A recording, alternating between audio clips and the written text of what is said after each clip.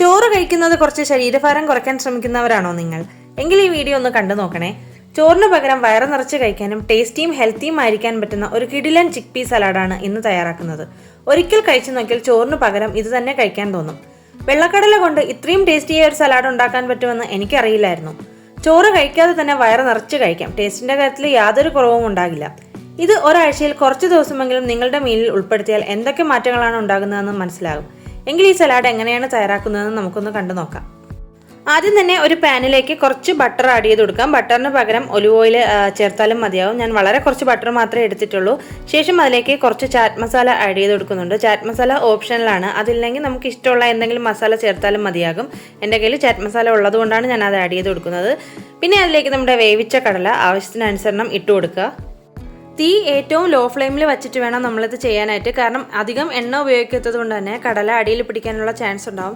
സാധാരണ വെറുതെ പുഴുങ്ങിയ കടലയിൽ സലാഡ് ഉണ്ടാക്കുന്നതിനേക്കാളും ഒന്നും കൂടി ടേസ്റ്റ് ഇതുപോലെ ചെറിയ രീതിയിലൊന്ന് റോസ്റ്റ് ചെയ്തെടുക്കുമ്പോഴാണ്. നമ്മുടെ ഒരു ടേസ്റ്റിനനുസരിച്ച് ഏത് മസാല വേണമെങ്കിലും ഇതിലേക്ക് ആഡ് ചെയ്ത് കൊടുക്കാം. ഞാൻ പക്ഷേ ചാറ്റ് മസാല മാത്രമേ ആഡ് ചെയ്ത് കൊടുത്തിട്ടുള്ളൂ. ഇനി വെജിറ്റബിൾസ് ഏതൊക്കെയാണ് എടുത്തതെന്ന് നോക്കാം. ഒരു സവാള ഇങ്ങനെ ചോപ്പ് ചെയ്തത്, സാലഡ് കുക്കുംബറും ക്യാരറ്റും തക്കാളിയുമാണ് ഞാൻ എടുത്തിട്ടുള്ളത്. നമുക്ക് ഇതിലേക്ക് ഇഷ്ടമുള്ള അത്രയും വെജിറ്റബിൾസും ഫ്രൂട്ട്സും ആഡ് ചെയ്ത് കൊടുക്കാം. ആപ്പിളും പൈനാപ്പിളും പിന്നെ നമ്മുടെ വാട്ടർമെലണൊക്കെ ഇട്ട് കഴിഞ്ഞാൽ വേറൊരു ടേസ്റ്റ് കിട്ടും. എനിക്ക് ആ ഒരു മധുരം ഇഷ്ടമല്ലാത്തതുകൊണ്ടാണ് ഞാൻ അതൊന്നും ആഡ് ചെയ്തത്. പിന്നെ ഞാൻ ഇതിലേക്ക് 2 മുട്ട പുഴുങ്ങിയതും എടുക്കുന്നുണ്ട്. നോൺ വെജിറ്റേറിയൻ അല്ലാത്തവർക്ക്, അതായത് വെജിറ്റേറിയൻകാർക്ക് ഈ ഒരു ഭാഗം സ്കിപ്പ് ചെയ്യാവുന്നതാണ്. മുട്ടയ്ക്ക് പകരം നമുക്ക് പനീർ ആഡ് ചെയ്ത് കൊടുക്കാം. മുട്ടയും പനീറും ഒന്നുമില്ലെങ്കിലും ഈ സലാഡ് നല്ല ഹെൽത്തിയും ടേസ്റ്റിയാണ്. നമുക്ക് അങ്ങനെയും കഴിക്കാം.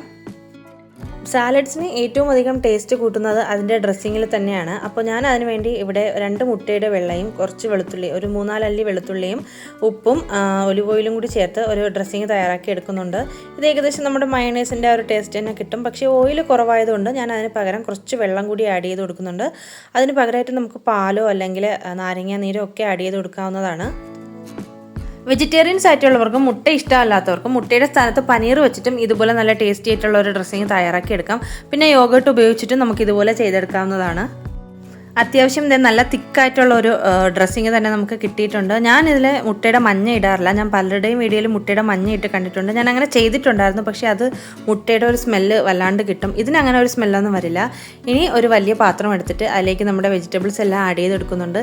ഞാനിത് 3 പേർക്ക് കഴിക്കാൻ കണക്കാക്കിയാണ് ഈ ഒരു സലാഡ് ഉണ്ടാക്കുന്നത്. പിന്നെ നേരത്തെ ഡ്രസ്സിങ്ങിന് വേണ്ടിയിട്ട് ഞാൻ എടുത്ത മുട്ടയുടെ മഞ്ഞ കളയുന്നില്ല, അത് ഇതിലേക്ക് ആഡ് ചെയ്ത് കൊടുക്കുന്നുണ്ട്. ഇന്നും മുട്ടയെ ഒരു അൺഹെൽത്തി ഫുഡായിട്ടാണ് പലരും കാണുന്നത്. ഞാനും കുറച്ച് നാൾ മുന്നേ വരെ അങ്ങനെയായിരുന്നു. മുട്ട ഒരുപാട് കഴിച്ചാൽ നമുക്ക് കുരുക്കളും പിന്നെ നമ്മുടെ കൊളസ്ട്രോൾ വരും, അങ്ങനെയുള്ള പല പ്രശ്നങ്ങളുണ്ടാകും, ചൂടാണ്, അങ്ങനെയൊക്കെയാണ് കരുതിയിരുന്നത്. പക്ഷേ മുട്ട കഴിച്ചു തുടങ്ങിയപ്പോഴാണ് എനിക്ക് അതിൻ്റെ ശരിക്കും ഗുണങ്ങൾ മനസ്സിലായതും എൻ്റെ ബോഡിക്ക് വന്ന മാറ്റങ്ങൾ എനിക്ക് മനസ്സിലായതും. ഇനി ഒരു സ്പൂണും ഫോർക്കും ഉപയോഗിച്ച് സലാഡ് നന്നായിട്ടൊന്ന് മിക്സ് ചെയ്തെടുക്കാം. അപ്പോൾ ഡ്രസ്സിങ് എല്ലാ ഭാഗത്തേക്കും ഒരുപോലെ പിടിക്കും.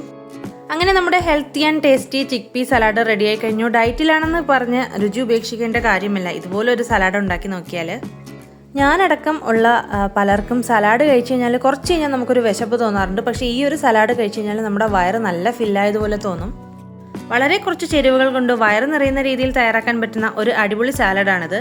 ഹെൽത്തിയായി കഴിക്കാൻ ആഗ്രഹിക്കുന്നവർ തീർച്ചയായിട്ടും ഒന്ന് ട്രൈ ചെയ്ത് നോക്കണം. വീഡിയോ ഇഷ്ടപ്പെട്ടെങ്കിൽ ലൈക്ക് ചെയ്യാനും ഇതുപോലെയുള്ള ഹെൽത്തി റെസിപ്പികൾക്കായി നമ്മുടെ ചാനൽ സബ്സ്ക്രൈബ് ചെയ്യാനും മറക്കല്ലേ. അടുത്തൊരു പുതിയ വീഡിയോയുമായി വീണ്ടും കാണാം. അതുവരെ എല്ലാവർക്കും ബൈ.